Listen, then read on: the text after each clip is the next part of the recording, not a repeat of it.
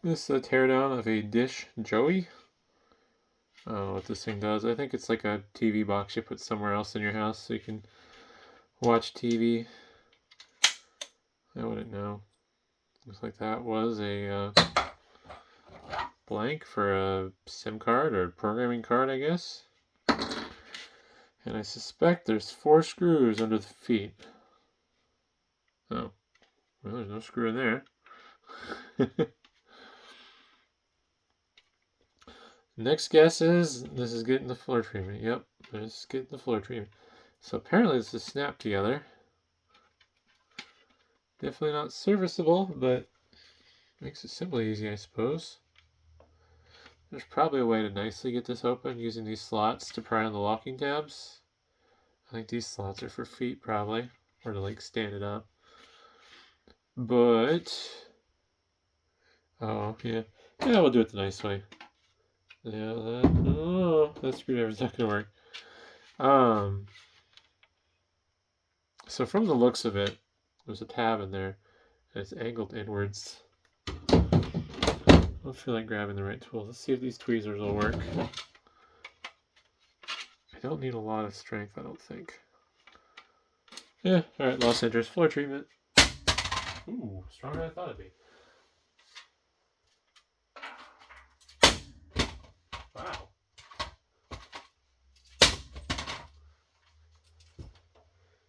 Well, I got the infrared filter to fall off.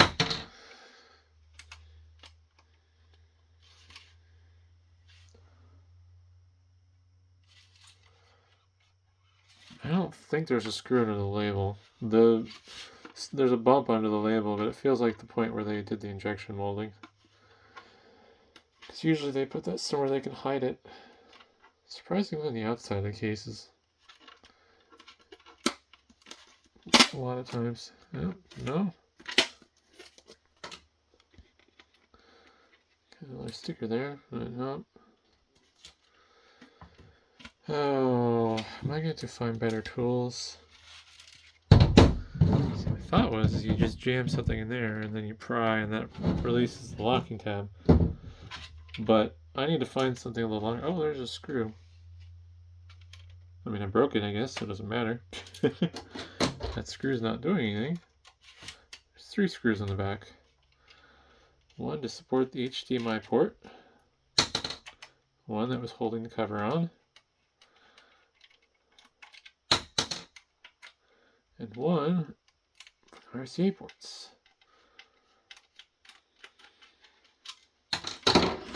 Also a nut for the coax connector.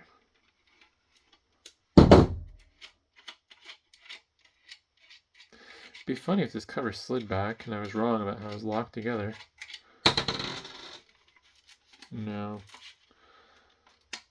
It's definitely held together at the edges. I'm going to see if I can find a better screwdriver for the job. Alright, got a screwdriver. So I think, yep, I was right. I think. I don't know, I'm second guessing myself now. Should just jam this down in there. Pry on it a little bit away. No. Felt like this one released. What am I doing?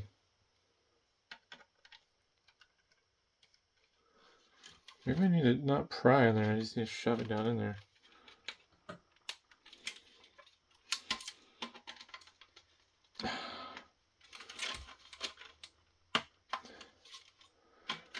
Huh. Do I need to bounce it off the floor some more? Show it who's boss?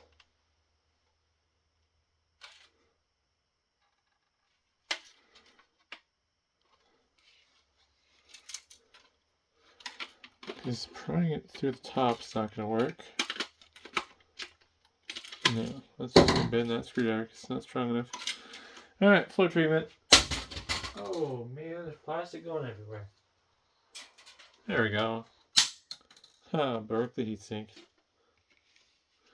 Oh. Well, it's half right. Oh. Oh, okay. So, these little locking tabs here have teeth that point inwards towards the thing. And then these little spring tabs engage with those teeth over it. So what I needed to do was I needed to jam this down in there and then push. But I was trying to push the tab outwards towards the case, towards the outside of the case instead of inwards, because these teeth point inwards. But otherwise, get a number to that board. I needed to get the heatsink off anyways, so yay.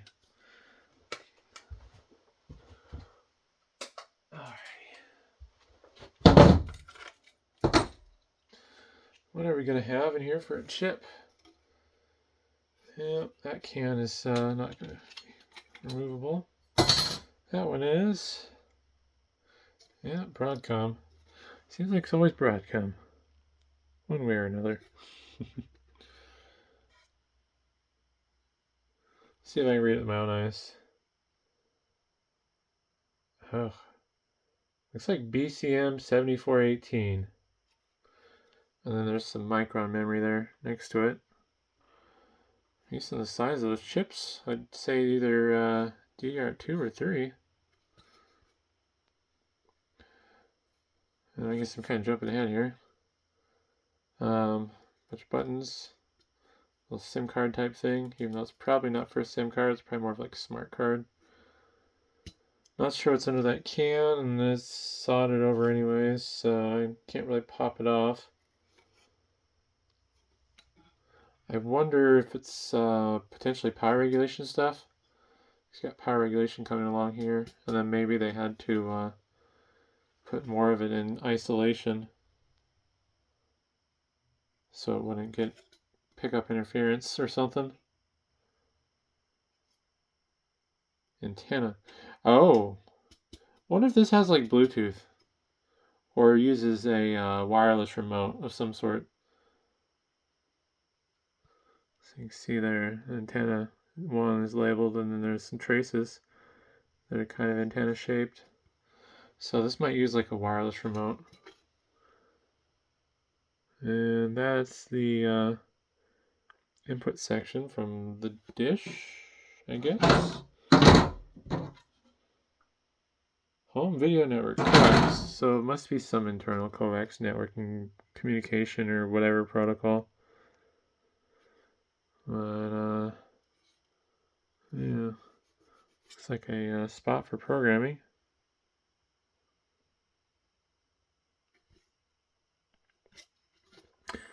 On the back side, it's just a bunch of passives under the CPU and memory. It's your run-of-the-mill bottom of the PCB.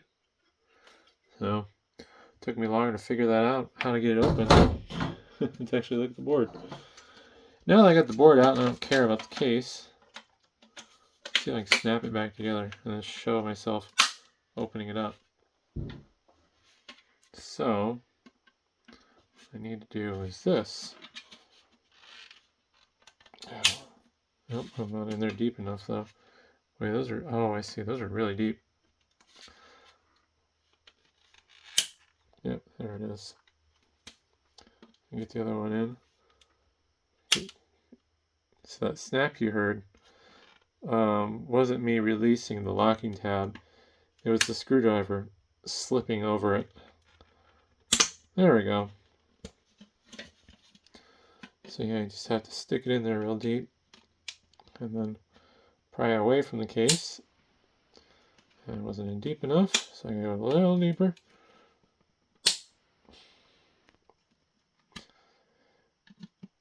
It'd help if I had a little bit more slender, screwdriver. I wonder if these tweezers are strong enough to activate that. Oh yeah. Not good for my tweezers, but they're already bent to hell anyways, so let's see if get that last one apart. Really, I don't think there's any reason why you need to tear this apart. There we go. But if you do, somehow, jeez, watched all the way to the end of the video, now you know. It's just a matter of prying in the right direction. So, either way, hopefully that was interesting, and thanks for watching.